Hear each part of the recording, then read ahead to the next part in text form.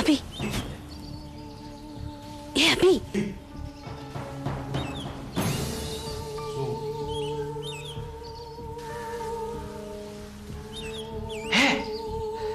ಇನ್ಯಾಕೆ ಇಲ್ಲಿಗೆ ಬಂದೆ?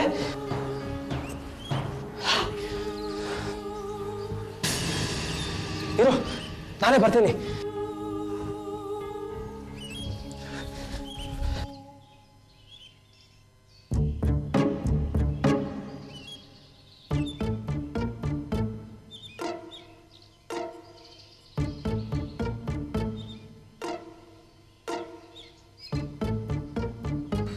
ಏ ಅಪೂರ್ವ, ಇಲ್ಲಿಗೆ ಯಾಕೆ ಬಂದೆ? ಅಮ್ಮ ನೋಡಿದ್ರೆ ಅಷ್ಟೇ. ನೋಡ್ಲಿ ಬಿಡು, ನಾನು ನಿನ್ ಜೊತೆ ಫೋನ್ ಮಾಡಿ ಮಾತಾಡೋಣ ಅಂದ್ರೆ ಫೋನ್ ಬೇರೆ ಕಟ್ ಮಾಡಿದೆ, ಟೆನ್ಷನ್ ಆಯ್ತು ಬಂದೆ. ಮೊದಲೇ ಅಮ್ಮನ ಜೊತೆ ಜಗಳ ಆಡ್ತಾ ಇದ್ದೀನಿ, ಅಂತಂದ್ರಲ್ಲಿ ನೀನು ಫೋನ್ ಮಾಡಿದ್ರೆ ಹೇಗೆ ಮಾತಾಡೋದು? ಅದಕ್ಕೆ ಇಡು, ನಾನು ಮಾಡ್ತೀನಿ ಅಂತ ಹೇಳಿದ್ದು. ಅಭಿ, ನೀನಾಗ ಅಮ್ಮನ ಜೊತೆ ಜಗಳ ಮಾಡ್ತಿದ್ದೆ? ಅದನ್ನು ಹೇಳಿದ್ರೆ ಸುಮ್ಮನೆ ಟೆನ್ಷನ್ ಮಾಡ್ಕೋತೀಯ. ಈಗ ಅಮ್ಮ ಬಂದು ನಿನ್ನ ನೋಡಿದ್ರೆ ಸುಮ್ಮನೆ ಪ್ರಾಬ್ಲಮ್ ಆಗುತ್ತೆ. ನೀನು ಹೊಡು, ನಾನು ಆಮೇಲೆ ಸಿಗ್ತೀನಿ. ನೀನು ನಿಮ್ಮ ಅಮ್ಮನ ಹತ್ರ ಯಾಕೆ ಜಗಳ ಮಾಡ್ತಿದ್ಯಾ ಅನ್ನೋದನ್ನ ಹೇಳ್ದೆ ಹೋದ್ರೆ ನನಗೆ ಇನ್ನೂ ಟೆನ್ಷನ್ ಆಗುತ್ತೆ. ಅದೇನು ಅಂತ ಹೇಳ್ಬಿಡು, ನಾನು ಹೊರಟೋಗ್ತೀನಿ. ಅಪ್ಪು, ಅದನ್ನ ನಾನು ನಿಧಾನವಾಗಿ ಹೇಳ್ತೇನೆ. ಈಗ ಹೊರಡು. ನಮ್ಮಮ್ಮ ಇಲ್ಲೆಲ್ಲ ಪಕ್ಕದ ಮನೆಗೆ ಹೋಗಿದ್ದಾಳೆ, ಇನ್ನೇನು ಬಂದ್ಬಿಡ್ತಾಳೆ. ಅವ್ರು ಬರ್ಲಿ, ಅವ್ರು ನನ್ನನ್ನು ಹೊಡಿಲಿ ಬಡಿಲಿ, ನೇರವಾಗಿ ನಾನೇ ಈ ಮನೆ ಸೊಸೆ ಅಂತ ಅವ್ರಿಗೆ ಹೇಳ್ಬಿಡ್ತೀನಿ. ಹಾಗಾಗಬಾರ್ದು ಅಂತಾನೆ ನಾನು ಇಲ್ಲಿ ಕಾಲೇಜ್ ಬಿಡಿಸಿ ಮುಂದಿನ ಎಜುಕೇಷನ್ಗೋಸ್ಕರ ಬಾಂಬೆಗೋ ಡೆಲ್ಲಿಗೋ ಕಳಿಸೋ ವ್ಯವಸ್ಥೆ ಮಾಡ್ತಾ ಇದ್ದಾರೆ. ಅಭಿ, ಹಾಗಾದ್ರೆ ನೀನು ನನ್ನ ಬಿಟ್ಟು ದೂರ ಹೊರಟೋಗ್ತೀಯಾ? ಇಲ್ಲ ಅಪ್ಪು, ಈ ವಿಷಯವಾಗಿ ನಮ್ಮಮ್ಮನ ಹತ್ರ ನಾನು ಜಗಾಡ್ತಾ ಇದ್ದೆ. ಅಷ್ಟರಲ್ಲೇ ನಿನ್ನ ಫೋನ್ ಬಂತು. ಈ ವಿಷಯ ಹೇಗೆ ಹೇಳೋದು ಅಂತ ಗೊತ್ತಾಗದೆ ಫೋನ್ ಕಟ್ ಮಾಡ್ಬಿಟ್ಟೆ. ಹಾಗಾದ್ರೆ ನಿಮ್ಮಮ್ಮ ನನ್ನಿಂದ ನಿನ್ನನ್ನು ದೂರ ಮಾಡ್ತಾರಾ?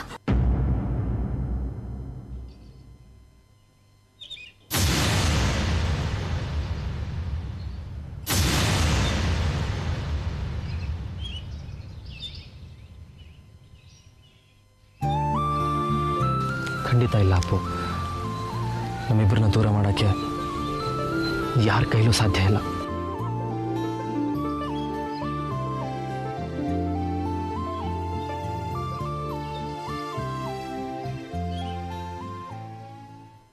ನಿಮ್ಮಿಬ್ಬರಿಂದ ನಾನು ಪ್ರಾಜೆಕ್ಟ್ ಸಬ್ಮಿಟ್ ಮಾಡೋದಕ್ಕೆ ಸಾಧ್ಯ ಆಯ್ತು. ಅಮೃತ ಅವರೇ, ನಿಮ್ಮಿಂದ ರಿಪೋರ್ಟ್ ರೆಡಿ ಆಯ್ತು. ಹರೀಶ್ ಅವರೇ, ನಿಮ್ಮಿಂದ ಇವ್ರ ಬಗ್ಗೆ ಉಂಟಾದ ತಪ್ಪು ತಿಳುವಳಿಕೆ ದೂರ ಆಯ್ತು. ಈ ಪ್ರಾಜೆಕ್ಟ್ ಅಪ್ರೂವ್ ಆಗಿ ಯಶಸ್ವಿಯಾಗಿ ನಡೆದ್ರೆ ಅದಕ್ಕೆ ಮುಖ್ಯ ಕಾರಣ ನೀವಿಬ್ರು ಆಗ್ತೀರಿ. ಸೊ ಬಂದು ಪ್ರಾಫಿಟ್ ನಲ್ಲಿ ನಿಮಗೆ ಪರ್ಸೆಂಟೇಜ್ ಅನ್ನ ಹಂಚಬೇಕು ಅಂತಿದ್ದೀನಿ. ಅದಕ್ಕೆ ಇನ್ನೂ ಸಮಯ ಇದೆ. ಬಟ್ ಬಿಫೋರ್ ದ್ಯಾಟ್ ನೀವು ಪಟ್ಟ ಶ್ರಮಕ್ಕೆ ನಾನು ಗಿಫ್ಟ್ ತಂದಿದ್ದೀನಿ, ಅದನ್ನು ಕೊಡ್ತೇನೆ. ಸರ್, ಈ ಗಿಫ್ಟು ಪರ್ಸೆಂಟೇಜು ಇದೆಲ್ಲ ನಮ್ಗೆ ಯಾತಕ್ಕೆ ಸರ್? ನಾವು ನಮ್ಮ ಡ್ಯೂಟಿ ಮಾಡಿದ್ದೀವಿ ಅಷ್ಟೇ. ನಾವು ಮಾಡೋ ಡ್ಯೂಟಿಗೆ ನೀವು ಸಂಬಳ ಕೊಡ್ತಾ ಇದ್ದೀರಲ್ಲ, ನಮ್ಗೆ ಅಷ್ಟೇ ಸಾಕು. ಹೌದು ಸರ್, ಹೀಗೆ ನೀವು ಒಂದು ಸಾರಿ ಗಿಫ್ಟು ಅಂತ ಕೊಟ್ಬಿಟ್ರೆ ಪ್ರತಿ ಸಾರಿನೂ ಕೆಲಸ ಸಕ್ಸಸ್ ಆದಮೇಲೆ ನೀವು ಗಿಫ್ಟ್ ಕೊಡಬೇಕು ಅನ್ನೋ ಎಕ್ಸ್ಪೆಕ್ಟೇಷನ್ ಶುರು ಆಗುತ್ತೆ ಸರ್. ಹರೀಶ್ ಅವರೇ, ಪ್ರತಿ ಸಾರಿ ಮಾಮೂಲಿಯಾಗಿ ನೀವು ಕೆಲಸ ಮಾಡೋದ್ರ ಜೊತೆಗೆ ಹೆಚ್ಚಿನ ಶ್ರಮ, ಹೆಚ್ಚಿನ ಸಮಯ ತಗೊಂಡು ಮಾಡಿರೋ ಕೆಲಸಕ್ಕೆ ನಾನು ಪ್ರತಿಫಲ ಕೊಡದೆ ಹೋದರೆ ಅದು ತಪ್ಪಾಗುತ್ತೆ. ಅದಕ್ಕೆ ನಿಮಗೆಲ್ಲ ನಾನು ಗಿಫ್ಟ್ ಕೊಡ್ತಾ ಇದ್ದೀನಿ, ಇಬ್ಬರನ್ನ ಬಿಟ್ಟು. ಆ ಇಬ್ರು ಯಾರು ಸರ್? ಈ ಪ್ರಾಜೆಕ್ಟ್ ರಿಪೋರ್ಟ್ನ ತಯಾರು ಮಾಡಬೇಕಾದ್ರೆ ಅದಕ್ಕೆ ಹುಷಾರಿಲ್ಲ ಅಂತ 2 ದಿನ ರಜಾ ಹಾಕಿದ್ರಲ್ಲ ಶ್ರೀನಿವಾಸಯ್ಯ ಅವರಿಗೆ, ಮತ್ತೆ ಅಟೆಂಡರ್ ಅಶೋಕ್ನಿಗೆ. ಆ ಅಶೋಕ ನಮ್ಮ ಕಂಪನಿ ಪ್ರಾಜೆಕ್ಟ್ ರಿಪೋರ್ಟ್ನ ಮತ್ತೆ ಕೆಲವು ಸೀಕ್ರೆಟ್ಗಳನ್ನ ಬೇರೆ ಕಂಪನಿಗೆ ಹಣಕ್ಕೋಸ್ಕರ ಮಾರ್ಕೊಂಡ. ಅದಕ್ಕೆ ಅವನನ್ನ ಕೆಲಸದಿಂದ ತೆಗೆದುಹಾಕಬೇಕು ಅಂತಿದ್ದೀನಿ. ಸರ್, ಪ್ಲೀಸ್ ಒಂದು ರಿಕ್ವೆಸ್ಟು ಸರ್. ಅಶೋಕನ್ನ ನೀವು ಕೆಲಸದಿಂದ ತೆಗೆದುಹಾಕೋ ಬದಲು ಅವ್ನು ಮಾಡಿರೋ ತಪ್ಪಿಗೆ ಬುದ್ಧಿ ಹೇಳಿ ಉಳಿಸ್ಕೊಂಡ್ರೆ ಆಗ ಅವನಿಗೆ ನಮ್ಮ ಕಂಪನಿ ಮೇಲೆ, ನಿಮ್ಮ ಮೇಲೆ ಗೌರವ ಜಾಸ್ತಿ ಆಗುತ್ತೆ. ಜೊತೆ ಕೆಲಸನೂ ಚೆನ್ನಾಗಿ ಮಾಡ್ತಾನೆ ಸರ್. ಇಲ್ಲದೆ ಹೋದರೆ ಆ ಹಳೆ ಮ್ಯಾನೇಜರ್ ಹಾಗೇ ಇವನು ಕೂಡ ನಿಮ್ಮ ಮೇಲೆ, ನಮ್ಮ ಆಫೀಸ್ ಮೇಲೆ ದ್ವೇಷ ಸಾಧಿಸಿ ತೊಂದರೆ ಕೊಡ್ತಾನೆ ಸರ್. ಹೌದು ಸರ್, ಅವನನ್ನು ಕೆಲಸದಿಂದ ತೆಗೆದು ಹಾಕಿ ಶತ್ರುವನ್ನಾಗಿ ಮಾಡ್ಕೊಳ್ಳೋ ಬದಲು ಇಲ್ಲೇ ಇರಿಸ್ಕೊಳ್ಳೋದು ವಾಸಿ ಅನಿಸುತ್ತೆ ಸರ್. ನೀವು ಹೇಳೋ ವಿಚಾರನೂ ಯೋಚನೆ ಮಾಡುವಂಥದ್ದೇ. ನೋಡೋಣ. ವಾಸಂತಿ ಅವರಿಲ್ಲಿ, ವಾಸಂತಿ ಅವ್ರನ್ನ ಕರೀರಿ, ನಿಮ್ಗೆ ಗಿಫ್ಟ್ ಕೊಡ್ತೀನಿ. ವಸಂತಿ ಅವರೇ, ಬಾಸ್ ಕರೀತಾ ಇದ್ದೀನಿ. ಸರ್ ಪ್ಲೀಸ್ ಇನ್ನೊಂದು ರಿಕ್ವೆಸ್ಟ್ ಸರ್. ಏನ್ರಿ ಅದು? ಏನು ರಿಕ್ವೆಸ್ಟು? ಒಂದೇ ಸರಿ ಮುಗಿಸಿ.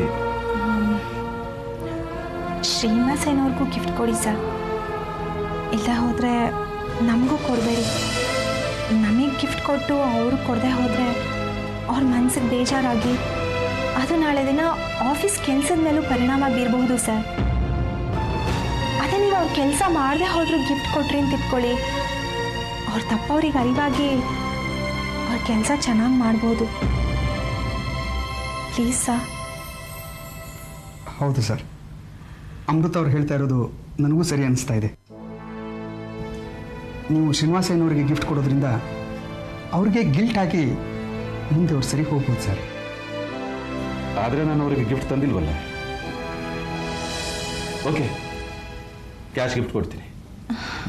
ಕರೀರಿ. ಆಯ್ತು. ಶ್ರೀನಿವಾಸಯ್ಯನವ್ರೆ, ಅಲ್ಲೇ ಯಾಕೆ ನಿಂತಿದ್ದೀರಿ? ಬನ್ನಿ ಬನ್ನಿ.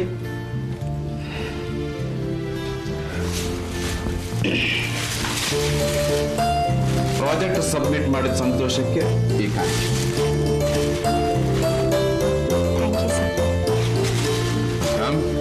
Thank you sir.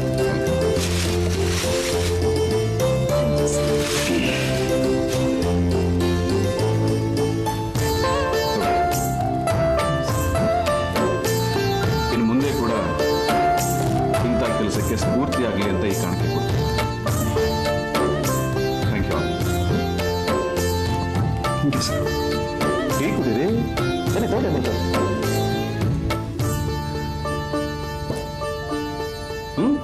ನೀವು ತಗೊಳ್ಳಿ ಸರ್. ಅಮೃತ, ಏನು ಶ್ರೀನಿವಾಸಯ್ಯನವ್ರೆ, ನಾನು ಕ್ಷಮಿಸಮ್ಮ, ನಾನು ತಪ್ಪು ಮಾಡಿದೆ. ಯಾಕೆ ಹೀಗೆ ಕೇಳ್ತಾ ಇದ್ದೀರಾ? ಕ್ಷಮಿಸಂತ ತಪ್ಪನ್ನು ನೀವೇನು ಮಾಡಿದ್ದೀರಾ ಹೇಳಿ? ಇಲ್ಲಮ್ಮ, ಪ್ರಾಜೆಕ್ಟ್ ಬಿಟ್ಟು ಕೆಲಸ ನಾನು ತಪ್ಪಿಸ್ಕೊಳ್ಬೇಕಂತ ಹೇಳಿ ನನ್ನ ಅತ್ತಿಗೆಗೆ ಸೀರಿಯಸ್ ಅಂತ ಹೇಳಿ ಸುಳ್ಳು ಹೇಳಿ ನಾನು ಊರಿಗೆ ಹೋದೆ. ಆದರೂ ನಿಮ್ಮ ಬಾಸ್ ಕಡೆಯಿಂದ ಗಿಫ್ಟ್ ಕೊಡಿಸಿದ್ಯಾ. ನಿನ್ನೆದ್ರಿಗೆ ನಾನು ತುಂಬ ಚಿಕ್ಕವನಾಗ್ಬಿಟ್ಟಿದ್ದೆ. ದಯಮಾಡಿ ಕ್ಷಮಿಸು. ಹೋಗಲಿ ಬಿಡಿ ಶ್ರೀನಿವಾಸಯ್ಯನವ್ರೆ, ಏನೋ ಕೆಟ್ಟಗಳಿಗೆ ಈ ರೀತಿ ತಪ್ಪುಗಳೆಲ್ಲ ನಡೆದು ಹೋಯಿತು. ಇನ್ನು ಮುಂದೆ ಇಂಥ ತಪ್ಪುಗಳು ನಡೀದೇ ಇರೋ ಹಾಗೆ ನಾವೆಲ್ಲರೂ ಒಟ್ಟಿಗೆ ಸೇರಿ ಕೆಲಸ ಮಾಡೋಣ, ಆಯಿತಾ? ಸರಿ, ನಿಮ್ಮ ಕೆಲಸ ನೋಡ್ಕೊಳ್ಳಿ, ಹೋಗಿ.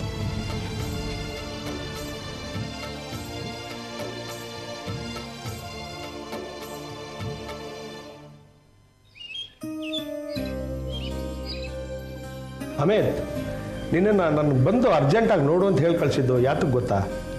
ಗೊತ್ತಾಗಲಿಲ್ಲ ಸರ್. ನಿನಗೆ ಮೆಡಿಕಲ್ನಲ್ಲಿ ಹೈಯರ್ ಸ್ಟಡೀಸ್ ಏನಾದ್ರು ಮಾಡೋಕ್ಕೆ ಏನಾದ್ರು ಇಷ್ಟ ಇದೆಯಾ ಅಂತ ಕೇಳೋಕ್ಕೆ. ಯಾಕಂದರೆ ಚಿಕ್ಕ ವಯಸ್ಸಿನಿಂದ ನಾನು ಮೆಡಿಕಲ್ ಓದಬೇಕು ಅಂತ ಭಾಳ ಆಸೆ ಇತ್ತು. MBBS, FRCS, ಲಂಡನ್ನು ಅಂಥ ಡಿಗ್ರಿಗಳನ್ನ ನನ್ನ ಹೆಸರು ಮುಂದೆ ಹಾಕ್ಕೊಳ್ಬೇಕು ಅಂತ ಭಾಳ ಆಸೆ ಇತ್ತು. ಆದರೆ ನನಗಾಗಲಿಲ್ಲ.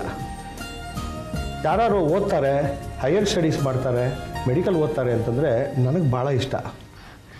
ಅಮಿತ್, ಅವತ್ತು ನನ್ನ ಹತ್ರ ಫಾರಿನ್ಗೆ ಹೋಗೋಕ್ಕೆ, ಹೈಯರ್ ಸ್ಟಡೀಸ್ ಮಾಡೋದಕ್ಕೆ ನನಗೂ ಆಸೆ ಇದೆ ಅಂತ ಹೇಳಿದ್ರಿ ಅಲ್ವಾ? ಆಸೆನೂ ಇದೆ, ಆದರೆ ಅವಕಾಶ ಸಿಗಬೇಕಲ್ಲ. ಕೋರ್ಸ್ ಮುಗಿಸಿ ಯಾವುದಾದ್ರು ಒಂದು ಕೆಲಸಕ್ಕೆ ಸೇರಿಬಿಡೋಣ ಅನಿಸ್ಬಿಟ್ಟಿದೆ. ಯಾಕಪ್ಪ ಹಾಗೆ ಹೇಳ್ತೀಯ? ಹೈಯರ್ ಸ್ಟಡಿ ಮಾಡೋ ಅವಕಾಶ ಎಲ್ರಿಗೂ ಸಿಗತ್ತಾ? ಸಿಕ್ಕಿದಾಗ ಬಿಡಬಾರ್ದು. ನೀವು ಹೇಳೋದೇನೋ ಸರಿ ಸರ್. ಮನೇಲಿ ಅಕ್ಕ ಒಬ್ಬಳೇ ದುಡಿತಾ ಇದ್ದಾಳೆ. ನಮಗೋಸ್ಕರ ಅವಳು ಮದುವೆ ಕೂಡ ಆಗ್ತಾಯಿಲ್ಲ.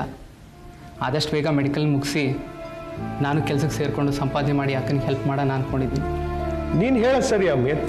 ಇವಾಗ ಪಡ್ತಾ ಇರೋ ಕಷ್ಟನೇ ಇನ್ನು 2-3 ವರ್ಷ ಕಷ್ಟಪಟ್ಟರೆ ಅದರಿಂದ ಜಾಸ್ತಿ ಸಂಪಾದನೆ ಮಾಡ್ದಂಗೂ ಆಗತ್ತೆ, ನಿಮ್ಮ ಮನೆಗೆ ಜಾಸ್ತಿ ಹೆಲ್ಪ್ ಮಾಡ್ದಂಗೂ ಆಗತ್ತೆ. ಹೌದಲ್ವಾ? ಅದೇನೋ ಸರಿ ಸರ್. ಹೈಯರ್ ಸ್ಟಡೀಸ್ಗೆ ಫಾರಿನ್ ಹೋಗಬೇಕು ಅಂದರೆ ಲಕ್ಷಾಂತರ ರೂಪಾಯಿ ಖರ್ಚಾಗುತ್ತೆ. ನಮ್ಮ ಮನೇಲಿ ಅಷ್ಟೊಂದು ದುಡ್ಡು ಹೊಂದಿಸೋದು ಆಗಲ್ಲ ಸರ್. ಮನೇಲಿ ಅಕ್ಕ ಒಬ್ಬಳೇ ದುಡಿತಾ ಇದ್ದಾಳೆ. ನಮಗೋಸ್ಕರ ಅವಳು ಮದುವೆ ಕೂಡ ಆಗ್ತಾಯಿಲ್ಲ. ಆದಷ್ಟು ಬೇಗ ಮೆಡಿಕಲ್ ಮುಗಿಸಿ ನಾನು ಕೆಲಸಕ್ಕೆ ಸೇರಿಕೊಂಡು ಸಂಪಾದನೆ ಮಾಡಿ ಅಕ್ಕನಿಗೆ ಹೆಲ್ಪ್ ಮಾಡೋಣ ಅಂದ್ಕೊಂಡಿದ್ದೀನಿ. ನೀನು ಹೇಳೋದು ಸರಿ ಅಮಿತ್. ಇವಾಗ ಪಡ್ತಾ ಇರೋ ಕಷ್ಟನೇ ಇನ್ನು 2-3 ವರ್ಷ ಕಷ್ಟಪಟ್ಟರೆ ಅದರಿಂದ ಜಾಸ್ತಿ ಸಂಪಾದನೆ ಮಾಡ್ದಂಗೂ ಆಗತ್ತೆ, ನಿಮ್ಮ ಮನೆಗೆ ಜಾಸ್ತಿ ಹೆಲ್ಪ್ ಮಾಡ್ದಂಗೂ ಆಗತ್ತೆ. ಹೌದಲ್ವಾ? ಅದೇನೋ ಸರಿ ಸರ್. ಹೈಯರ್ ಸ್ಟಡೀಸ್ಗೆ ಫಾರಿನ್ ಹೋಗಬೇಕು ಅಂದರೆ ಲಕ್ಷಾಂತರ ರೂಪಾಯಿ ಖರ್ಚಾಗುತ್ತೆ. ನಮ್ಮ ಮನೇಲಿ ಅಷ್ಟೊಂದು ದುಡ್ಡು ಹೊಂದಿಸೋದು ಆಗಲ್ಲ ಸರ್. ನಿಜ. ಒಬ್ಬರ ಸಂಪಾದನೆಯಲ್ಲಿ ಸಂಸಾರ ನಡೆಸೋದೇ ಕಷ್ಟ. ಇನ್ನು ಲಕ್ಷಾಂತರ ರೂಪಾಯಿ ಖರ್ಚು ಮಾಡಿ ಮುಂದುವರ್ಸೋದು ಅಂದರೆ ಖಂಡಿತ ಸಾಧ್ಯ ಇಲ್ಲ. ಡ್ಯಾಡಿ, ಇಂಥ ಮೆರಿಟ್ ಸ್ಟೂಡೆಂಟ್ಗಳಿಗೆ ಯಾವುದೋ ಅಸೋಸಿಯೇಷನಿಂದ ಫಂಡ್ಸ್ ಕೊಡ್ತಾರೆ ಅಂತ ಹೇಳಿದ್ರಲ್ಲ, ಅದು ಅಮಿತಕ್ಕೆ ಕೊಡ್ಸಿದ್ರೆ ಹೆಲ್ಪ್ ಆಗತ್ತೆ ಅಲ್ವಾ? ಅಸೋಸಿಯೇಷನಲ್ಲಿ ಫಂಡ್ ಎಷ್ಟಿರುತ್ತೆ, ಅದಕ್ಕೆ ಎಷ್ಟು ಅಪ್ಲಿಕೇಶನ್ ಬಂದಿರುತ್ತೆ, ಅದ್ರ ಮೇಲೆ ಡಿಪೆಂಡ್ ಆಗುತ್ತೆ. ಕೆಲವ್ರಿಗೆ ಸಿಗ್ಬೋದು, ಕೆಲವ್ರಿಗೆ ಸಿಗದೇ ಇರ್ಬೋದು. ನೋಡಮ್ಮ ನಿಶಾ, ಅಮಿತ್ ಹೈಯರ್ ಸ್ಟಡೀಸ್ಗೆ ಏನು ಖರ್ಚಾಗತ್ತೋ ಅದನ್ನು ನಾನು ಖರ್ಚು ಮಾಡೋಕ್ಕೆ ತಯಾರಾಗಿದ್ದೀನಿ. ಅಸೋಸಿಯೇಷನ್ ಎಲ್ಲ ಯಾಕೆ?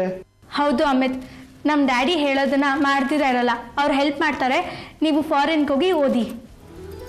ಅದು ನನ್ನಿಂದ ನಿಮ್ಮ ತಂದೆಗೆ ತೊಂದರೆ? ನೋ ತೊಂದರೆ ಏನೂ ಇಲ್ಲ. ನಾನು ನಿನ್ನ ಎಜುಕೇಷನ್ಗೆ ಹೆಲ್ಪ್ ಮಾಡ್ತೀನಿ. ನಿನ್ನ ಎಜುಕೇಷನ್ ಮುಗಿದ್ಮೇಲೆ ನಾನು ಕೇಳಿದ ಹೆಲ್ಪ್ ಮಾಡಿದ್ರೆ ಆಯಿತು. ವಯಸ್ಸಾಗ್ತಾ ಆಗ್ತಾ ಡಾಕ್ಟ್ರ್ ಮಾಡೋ ಹೆಲ್ಪು ಬೇಕಾದಷ್ಟು ಇರುತ್ತಲ್ಲಪ್ಪ. ಸರ್, ಆದ್ರೂ ಗಿದ್ರು ಯೋಚನೆ ಮಾಡೋದು ಬಿಡು. ನಿನ್ನ ಗುರಿ ಏನಿದ್ರು ಹೈಯರ್ ಸ್ಟಡೀಸ್ ಮೇಲೆ ಇಟ್ಕೋ. ಮುಂದಿನ ವಿಚಾರ ನನಗೆ ಬಿಡು.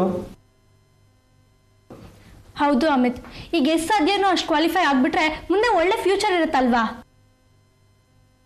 ಆಯಿತು ಸರ್, ನಾನು ದುಡಿಯೋ ವಿಚಾರನ ಮುಂದೆ ಹಾಕ್ತೀನಿ. Very good. ನಾನೇನು ನಿನಗೆ ದೊಡ್ಡ ಉಪಕಾರ ಮಾಡ್ತಿದ್ದೀನಿ ಅಂತ ತಿಳ್ಕೊಬೇಡಪ್ಪ.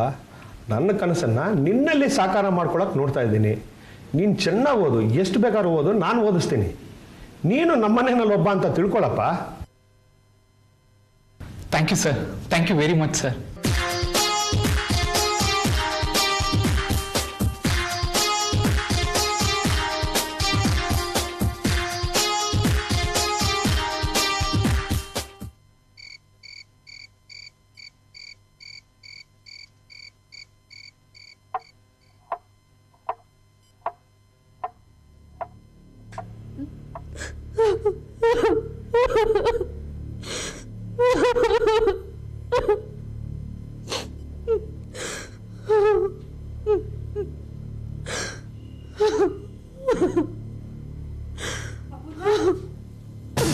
ಏನೈತೆ ಲೇ ಅಪೂರ್ವ, ಯಾಕೆ ಇಷ್ಟ ಹೇಳ್ತಾ ಇದ್ಯಾ?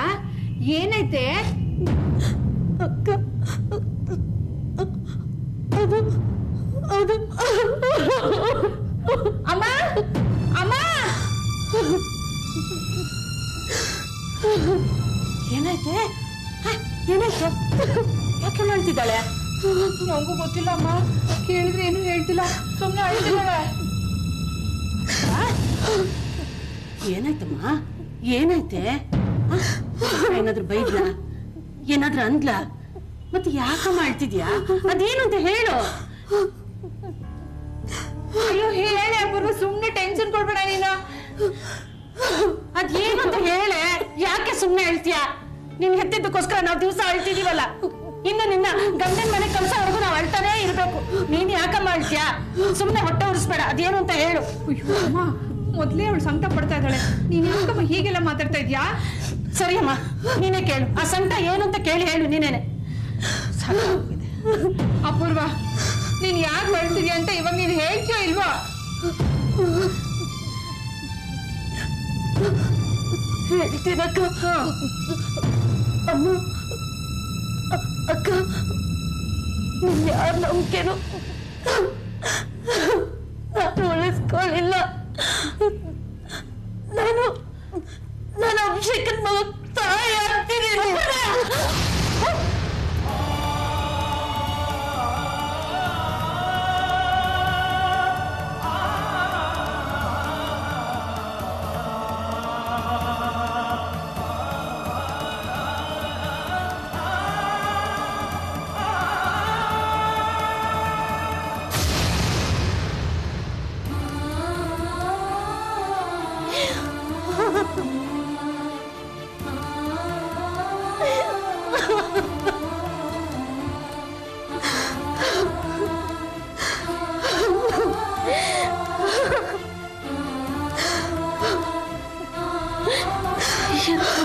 ಮಾಡ್ಕೊಟ್ಬಿಟ್ಟಿಯೇ, ಎಂತ ಕೆಲಸ ಮಾಡ್ಕೊಂಡಿದ್ದೀಯ ನೀನು?